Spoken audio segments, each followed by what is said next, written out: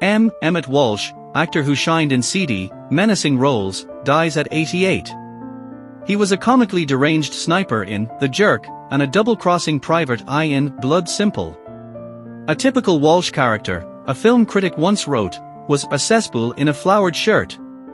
M.Emmet Walsh, a prolific supporting actor who excelled in seedy and menacing roles, among them a comically deranged sniper in The Jerk, a double-crossing private eye in Blood Simple, and Chevy Chase's uncomfortably thorough exam room doctor in Fletch, died March 19 at a hospital in St. Albans, Vermont. He was 88. The cause was cardiac arrest, said his manager, Sandy Joseph.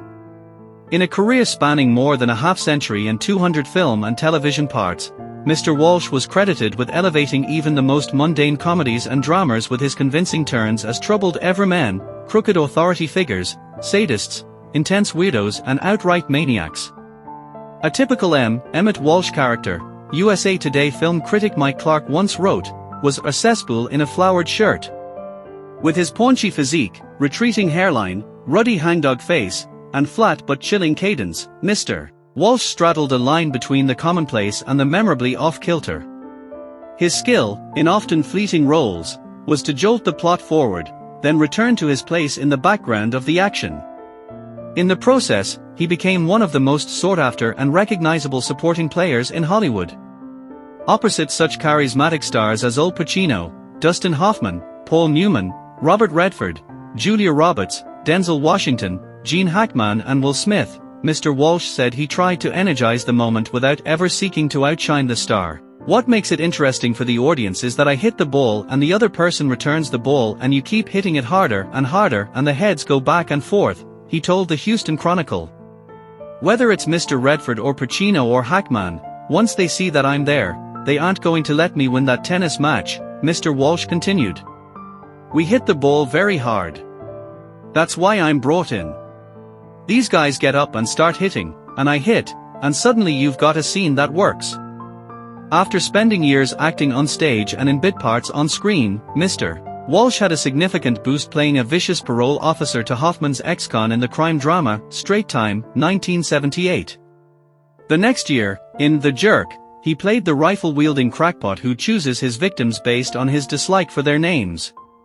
He literally targets Naveen R. Johnson, a guileless gas station attendant played by Steve Martin, but has such rot name that he repeatedly strikes tins of motor oil, prompting Martin's line, "He hates these cans." Mr. Walsh was a cynical sports writer in Slapshot, 1977, was a strict swim coach in the Oscar-winning family drama Ordinary People, 1980, played Harrison Ford's police chief in the futuristic sci-fi thriller Blade Runner, 1982, was a boogie-woogie pianist in Cannery Row, 1982, and was the head of Kermit G's plutonium plant in Silkwood, 1983. Mr. Walsh took a noticeably small role in Reds, 1981, as a member of the liberal club who introduces Warren Beatty's left-wing journalist John Reed. I did it because I wanted Warren to have the experience of working with me, he recounted to the Austin American-Statesman. I told him, I want you to know I'm here, because Jack Warden's not always going to be available. During a 3-week break in the filming of Silkwood in Dallas, Mr. Walsh flew to Austin to make a low-budget independent noir drama by 2 novice filmmakers, Joel and Ethan Coen. The movie was Blood Simple, 1984, in which he played the unctuous private eye hired by a Texas Roadhouse owner, Dan Hedaya, to kill his cheating wife, Frances McDormand, and her lover, John Getz.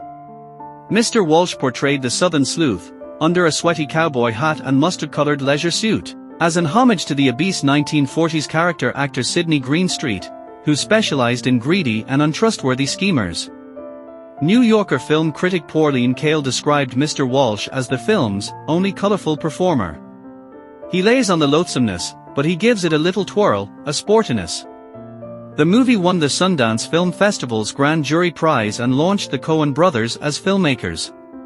Working again with the Coens, on the film Raising Arizona, 1987, Mr. Walsh took a small role as Nicolas Cage's machine shop co-worker who pops pink bubble gum as he recounts finding the head of a friend after a car wreck. There's this spherical object arrestin' in the highway. And it's not a piece of the car. In addition to his work in the comedy mystery Fletch, 1985, He was a diving coach in the Rodney Dangerfield comedy Back to School, 1986, John Lithgow's father in Harry and the Hendersons, 1987, Michael Keaton's Alcoholics Anonymous counselor, a rare decent man role, in Clean and Sober, 1988, and a murderous U.S. government operative who tries to impede the investigation of a Caribbean police chief, Washington, in The Mighty Quinn, 1989.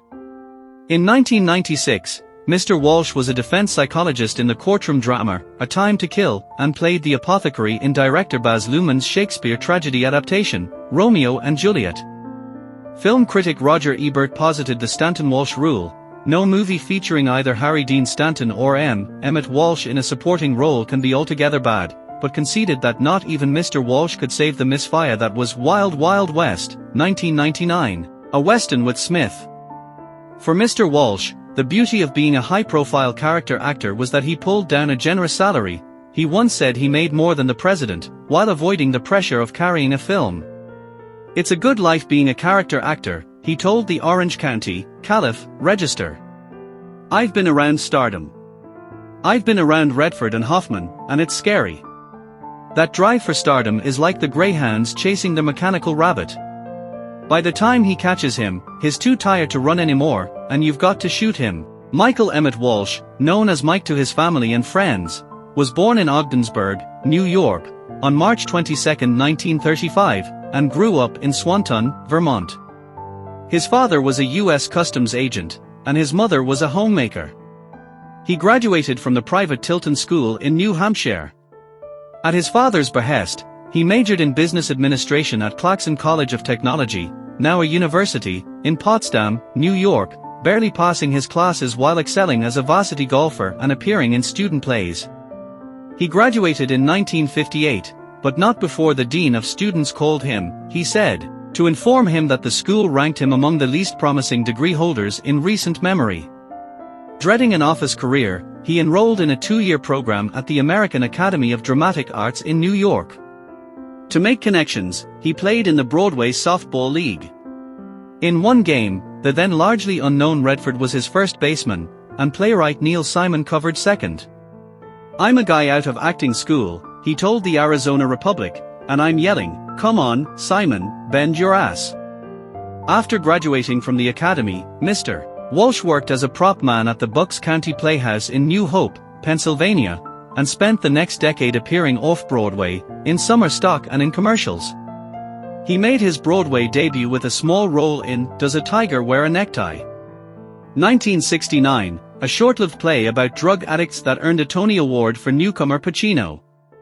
Over the next few years, Mr. Walsh had background roles in era-defining films such as Midnight Cowboy, Alice's Restaurant, Little Big Man, What's Up, Doc, Serpico, and Bound for Glory. Mr. Walsh's voracious appetite for roles of every genre continued through his twilight years.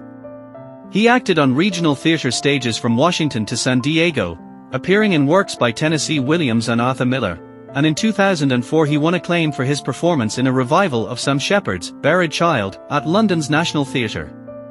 On screen, he played the elderly security guard Mr. Prufrock in the murder mystery Knives Out, 2019, and voiced the Cosmic Owl on the children's cartoon, Adventure Time.